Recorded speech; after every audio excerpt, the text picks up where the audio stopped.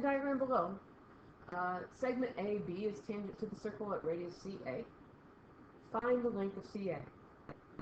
Well, look back in your 8.1 notes, but there is a rule that says if you have a tangent, which is AB, and you've got it touching at the point of tangency to the radius, which we do, CA is the radius, then what we know is that that angle right there is a right angle. And then we can use the Pythagorean theorem. Remember that the Pythagorean theorem is going to be r squared plus 20 squared equals 25 squared. It's side squared plus side squared equals hypotenuse squared, and across from the right angle is a hypotenuse. So this is r squared plus 400 equals 625. You can type those values into Desmos or into your calculator.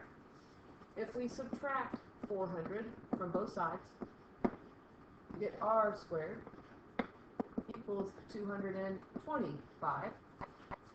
And then finally we can take the square root of both sides, and we get r equals 15.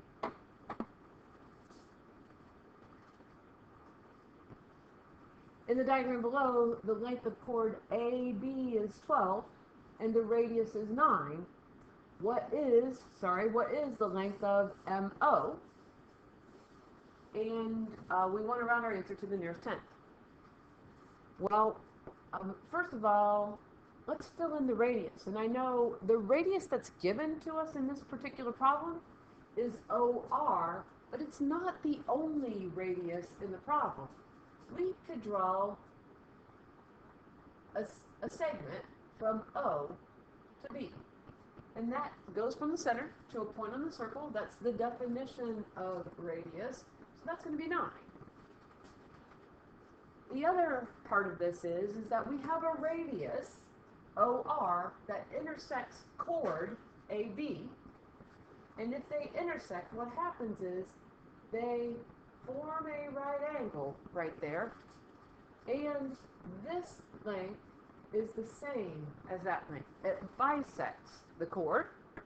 So if the length of our chord AB is 12, then this length is 6, and this length is also 6. 6 plus 6 being 12. And now what we want to figure out is we want to figure out this length over here, which I'm going to call A, because it says find the length of MO. So A squared plus 6 squared equals 9 squared. Again, remember, across from the right angle is the hypotenuse. So A squared plus 36 equals 81. Subtract 36 from both sides.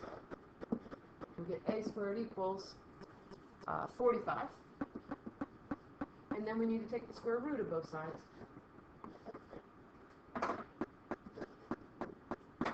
And the square root of 45.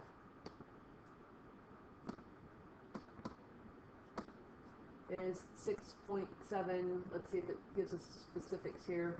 Round to the nearest tenth. So we're looking at the 0 to determine what to do. So we're going to leave it as 6.7.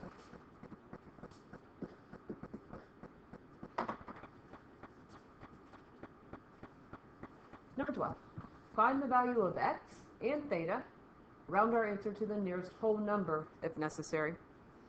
So if we take a look at this one, same idea. In fact, we've got a little bit more information in here. We have a radius that bisects a chord. So the radius goes from here to here, and the chord goes from here to here. And we can see the right angle is already in there, so we don't even have to worry too much about that. And we can use the Pythagorean theorem to find x, which is going to be 8 squared plus x squared equals 12 squared. 8 squared is 64 plus x squared equals 144. If we subtract 64 from both sides, we get x squared equals 80. And then we can take the square root of both sides. And we end up with x equaling, well, let's type it in, the square root of 80, which is 8.94. And if we round it to the nearest whole number, 8.9 is going to round to 9. But not only do we have to find that, but it also says that we need to figure out the value of theta. But I want to draw that triangle just a little bit bigger so we can analyze it a little bit more closely. And what we know here is 8 and 12. We know this is a right angle. I know that we just found that other side, but since we rounded it to 9, I don't want to use that other side. But what I do want to point out to you is that if we go across from the right angle, this is the hypotenuse. And if we go across from here, that is going to be the opposite, which means that the 8 is the adjacent. And we're trying to find the angle on here. And I want to use the values that we know, the adjacent side and the hypotenuse. And from that, what we know, what function relates the adjacent and the hypotenuse is the cosine. The cosine of theta equals the adjacent divided by the hypotenuse. But I want to remind you more specifically here about the fact that when we're finding an angle, we need to use this function. It's the cosine to the negative 1 of 8 divided by 12.